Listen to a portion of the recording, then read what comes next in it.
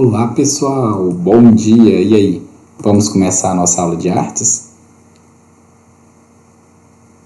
Calma, não fiquem assustados, fiquem tranquilos, vai dar tudo certo. Então, os últimos conteúdos que nós estudamos foi acerca da arquitetura, né? Vimos o desenvolvimento das cidades brasileiras no início do século XIX, cidades da América Latina como um todo, seguindo um estilo e um padrão europeu. O Brasil esse estilo acaba sendo inserido pelos portugueses e há uma predominância no ecletismo, que é uma mistura, de estilos, como nós vimos. Logo mais à frente, chegamos na arquitetura modernista, estudamos aí um dos grandes arquitetos do nosso país, que é o Oscar Niemeyer, e a partir de agora a gente vai começar a arquitetura contemporânea. E vamos assistir agora um documentário mostrando um pouquinho dos materiais que a indústria nos fornece e um bate-papo com um arquiteto maravilhoso que vocês vão acompanhar neste exato momento.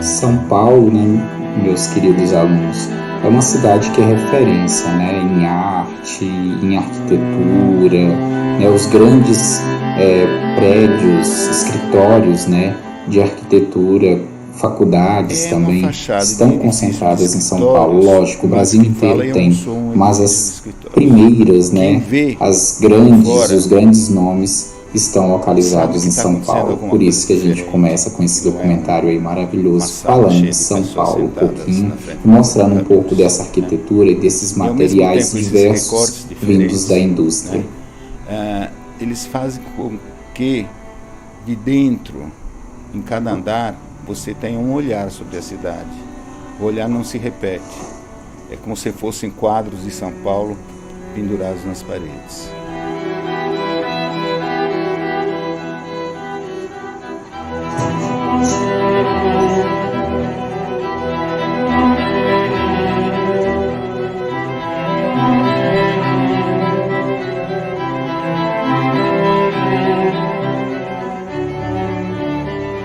É um edifício que aparece na paisagem, mas ele aparece de uma forma calma, Eu falo, ele não aparece gritando, querendo se exibir, tirando a roupa, Ele é uma coisa tranquila, elegante.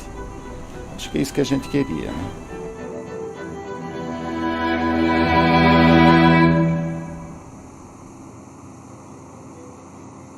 Eu acho fantástico com os edifícios do Sesc, talvez com esse particular, pelo fato de estar na Avenida Paulista, que vem gente de todas as partes de São Paulo, Então é um espaço muito democrático mesmo, É como a população se apropria rapidamente, Se você anda aqui pelos andares, você vê as pessoas sentadas em puff, lendo, algumas dormindo, Parece que elas estão aí frequentando esse espaço há dezenas de anos.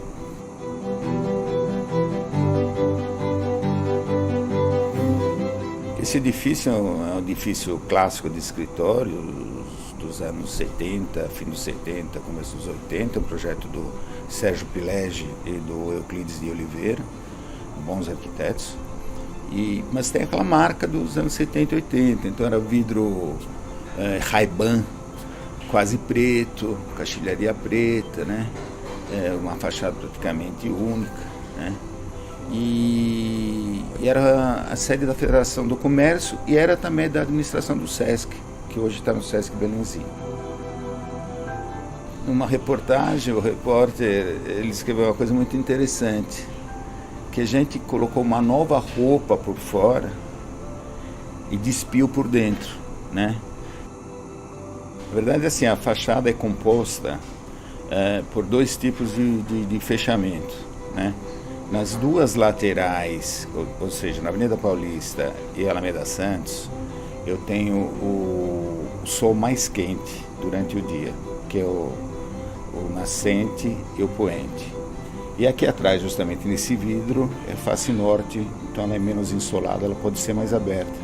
Porque esse edifício foi pensado muito em termos de conseguir diminuir cargas de ar-condicionado, né? E para isso, essa fachada da frente, que é de zinco composto com um enchimento de material isolante, né? E depois uma placa cimentícia, ela funciona muito bem porque é um sanduíche térmico e ao mesmo tempo é muito leve. Esse edifício é um edifício que foi retrofitado e a caixilharia já estava completamente condenada, mas mesmo assim a estrutura dele não é muito forte. E aí tivemos que usar materiais leves, e nesse sentido o zinco ajudou muito nessa recuperação da fachada. Revestimentos industrializados a gente tem que sempre buscar, né? Porque isso te dá uma qualidade final que raramente você consegue com a mão de obra de um pobre coitado pendurado num balancinho a 30 centímetros da fachada que tenta amaciar aquilo, né? Isso acho que nem nas pirâmides era tão complexo esse trabalho. Então você podendo usar o que a indústria te fornece e bem praticamente pronto para ser aplicado na obra, especialmente numa região que nem a da Avenida Paulista, que você não tem facilidade, você não tinha canteiro de obras aqui, você não tinha nada, né? É o que você tem que buscar, cada vez mais, cada vez mais.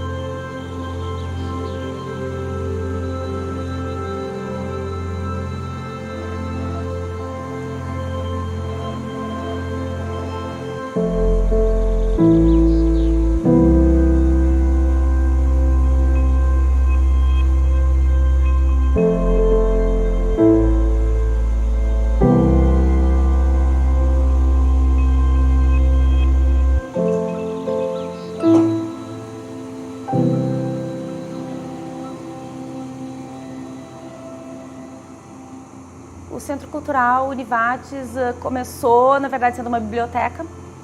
A primeira solicitação de projeto do cliente é que ele atendesse a uma demanda de uma biblioteca universitária, né, com bastante área de estudo, que fosse bastante receptiva para que as pessoas utilizassem a biblioteca, porque uma das preocupações que envolvem a utilização de uma biblioteca também é como vai ser o futuro, né, dessa plataforma de interação, né. Depois disso, a reitoria aproveitou para adicionar um teatro, que já era um sonho da reitoria há mais tempo, nessa nossa solicitação, né, deles, e acabou se tornando um grande centro cultural.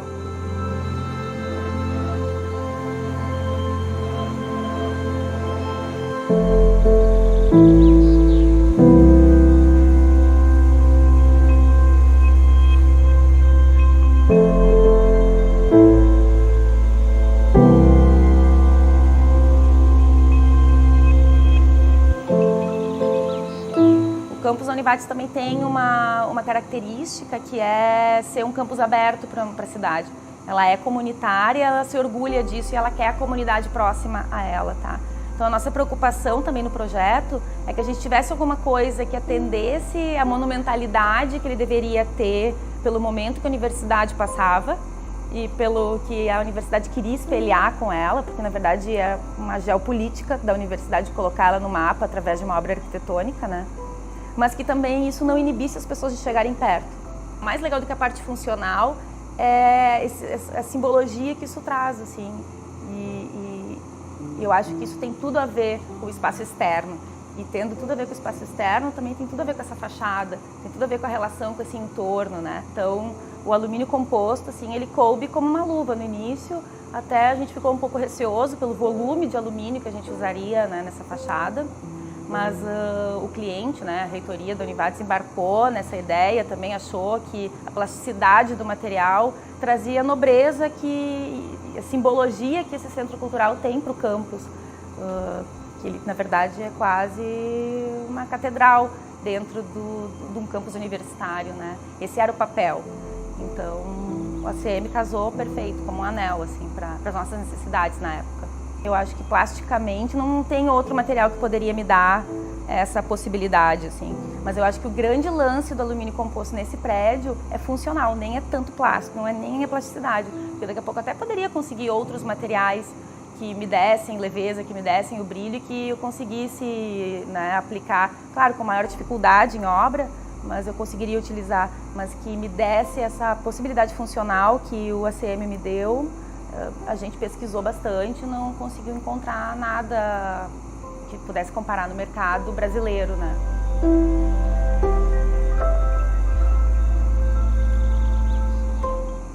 A universidade aqui tem uma importância gigante para a nossa região, assim, como acesso à cultura e a desenvolvimento de tecnologia, né? Então, a gente tem que aproximar sempre a comunidade e não afastar, né?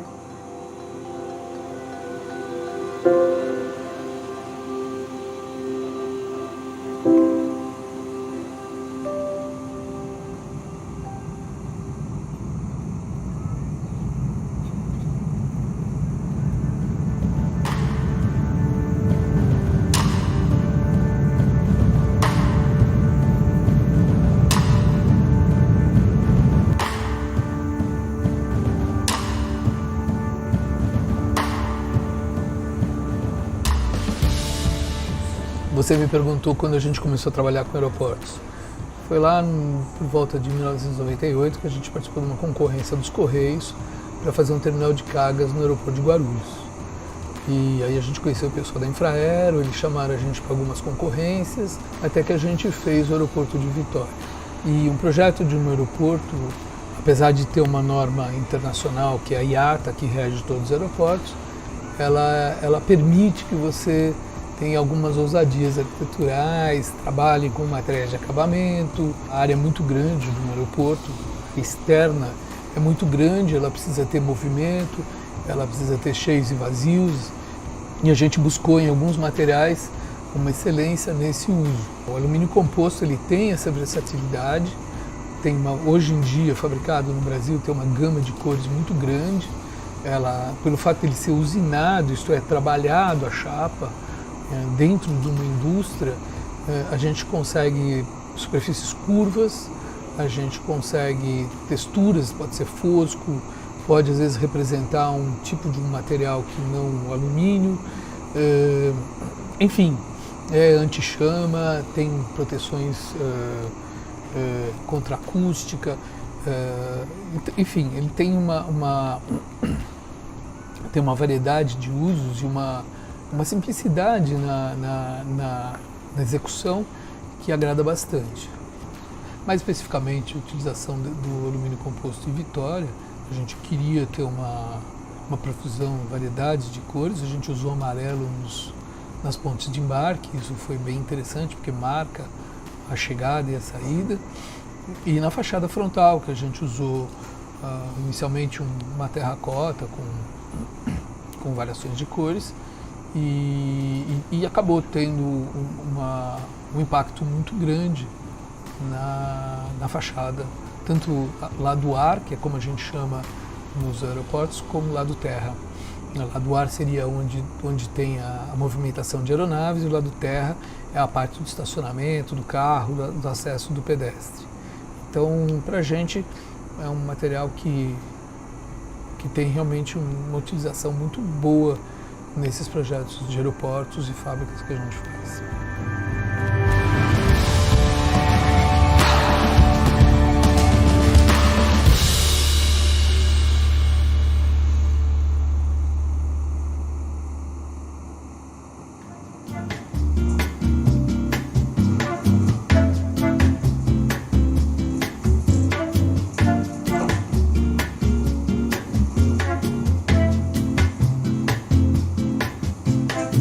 O projeto foi concebido com materiais que iriam perdurar pelo tempo para deixar a arquitetura bela e livre de manutenção, né? A escolha de materiais, assim, estrutura metálica para ter uma construção mais rápida, mais leve, mais limpa e mais em conta também, né? A escolha de todos os materiais eu sempre escolho de uma maneira para não ter uma manutenção mesmo, tá? E o Beral a escolha do material do Beral foi exclusivamente para ter um material leve, de fácil aplicação, que perdurasse pelo tempo e não tivesse a manutenção. E a estrutura para sustentar esse Beral todo da casa, em ACM, para ser leve, a limpeza prática também, que não precisa ficar fazendo tanta limpeza, e poder ter essa proteção da fachada da casa, tá? Por isso que a gente botou dois Berais para poder caminhar, para fazer a manutenção toda da casa, do brise da casa, e sendo leve. Primeiro Beral pode caminhar por cima para fazer essa manutenção, que é só a madeira, né? Que a casa toda é porcelanato e ACM, tá? E a estrutura metálica toda também. Então, assim, foi uma construção rápida, limpa, de 1 ano mais ou menos, e esse material aqui, assim, muito prático, muito leve, deixando a casa com uma leveza muito grande, tanto na construção quanto na beleza dela. Esse material pode ser aplicado de diversas maneiras, podendo fazer brise, corte a laser, ele pode ser moldado, você pode fazer várias formas com ele, várias cores também, ele pode ser aplicado de várias maneiras, dependendo da criatividade de quem esteja usando, e eu garanto que vocês vão ver muito mais aí no residencial se prestarem atenção.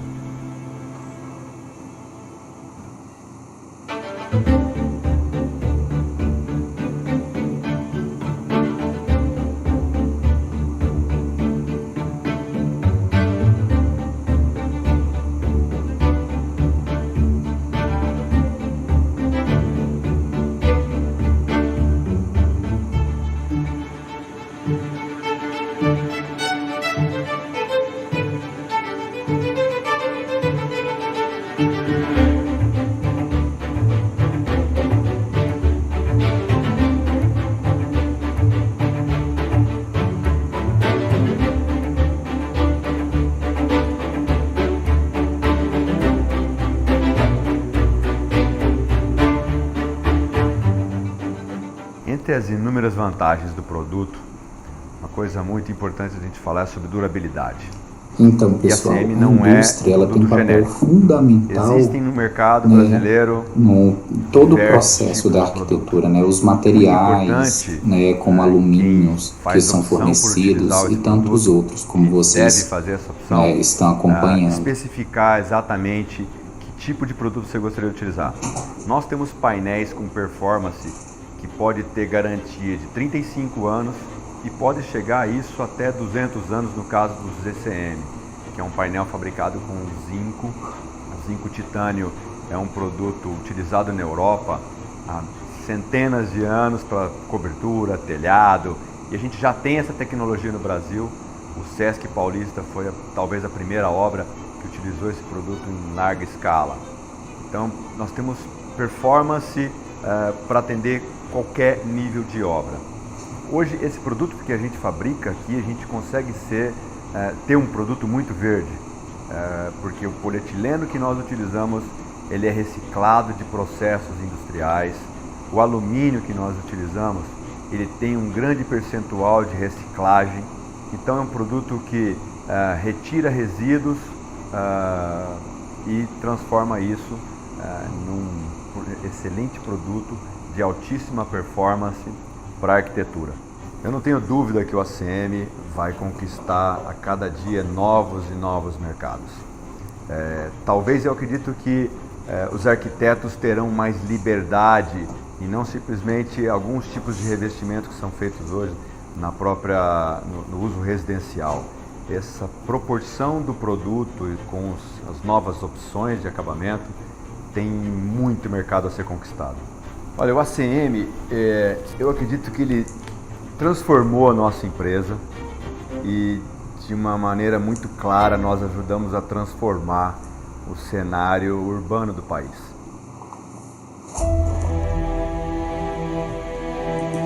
É isso aí, pessoal. Espero que vocês tenham gostado. Essa, na verdade, é um vídeo, esse documentário, como uma parte introdutória do conteúdo de arquitetura contemporânea. Vocês vão observar que o módulo que vocês vão do livro atrás é Novas Linguagens da Arte e Arquitetura Contemporânea, né? Nós já vimos o capítulo 1, que foi as novas linguagens da arte, quando a gente falou dos gibis, do cinema, histórias em quadrinhos, né? No caso os gibis, e agora começamos o capítulo 2, que é a arquitetura contemporânea. Então, na próxima aula, na próxima segunda-feira, dentro do nosso bloco, a gente já insere, né, entra aí no conteúdo do livro. Espero que vocês tenham gostado dessa parte introdutória, né? E vamos às atividades agora, né, também. O que vocês acham? Vamos às atividades? Sim ou não?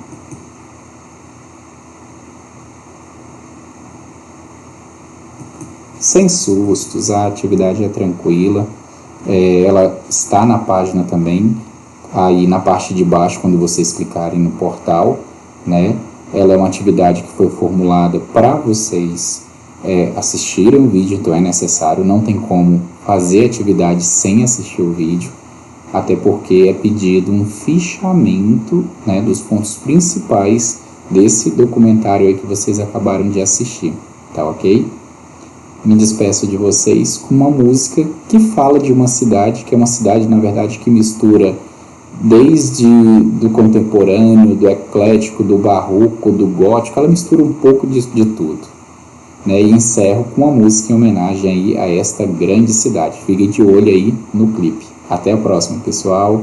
Tchau, tchau.